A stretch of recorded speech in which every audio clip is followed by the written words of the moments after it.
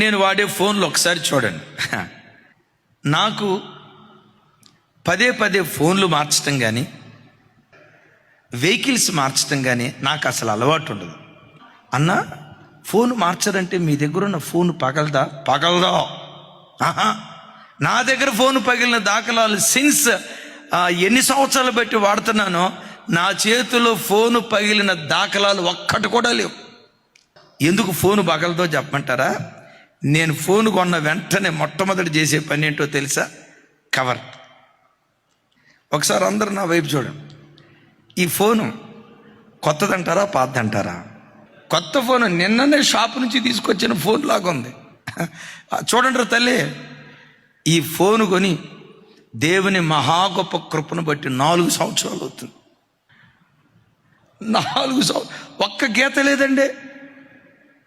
కారణం ఏంటో చెప్పమంటారా? కప్పుకుంటే కాపాడబడతావు, విప్పుకుంటే దోచుకోబడతావు. ఈ ఫోన్ ఉంది కదా, సంవత్సరం క్రితం ఒక్క గీత లేదు. అమ్మా ప్రభుదాస్ గారు, ఒక్క గీత లేదు దీని మీద. గీత లేకపోవటానికి కారణం ఒకటే, దీన్ని కాపాడటానికి నేనేదో జాగ్రత్త తీసుకున్నాను అనుకునేరు గాక. నేను కొన్నిసార్లు వస్తూ మంచమేన అట్లా ఇసిరేస్తా, దూరం నుంచి ఇసిరేస్తా, కానీ పగలదాం.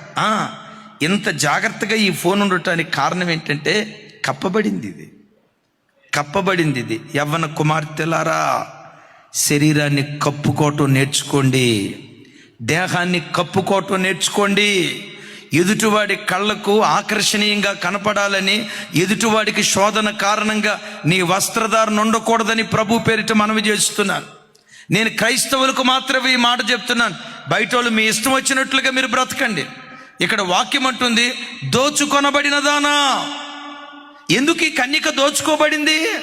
ధ్యానం ఎందుకు దోచుకోబడింది? నన్ను చూడు, నా అందం చూడు అన్నట్లుగా నేను అంటాను. ఆడపిల్లకి స్వతహాగా అలంకరించుకోవటం ఒక మంచి అలవాటు. అయితే నేను అంటా, నీ ఇంట్లో నువ్వు ఎంత అలంకరించుకున్నా పర్వాలేదు, అలాగని అలంకరించుకోమని చెప్పేది. నువ్వు బయటికి వెళ్ళినప్పుడు ఎంతో మంది దుష్ట మృగాలు తిరుగుతున్నాయి. నీ కుమార్తెల కన్యత్వం చెరపబడకుండా వాళ్ళకు కప్పుకోవటం మనం నేర్పుదు. నేనంట, కప్పుకుంటే కాపాడబడతావు, విప్పుకుంటే దోచుకోబడతావు.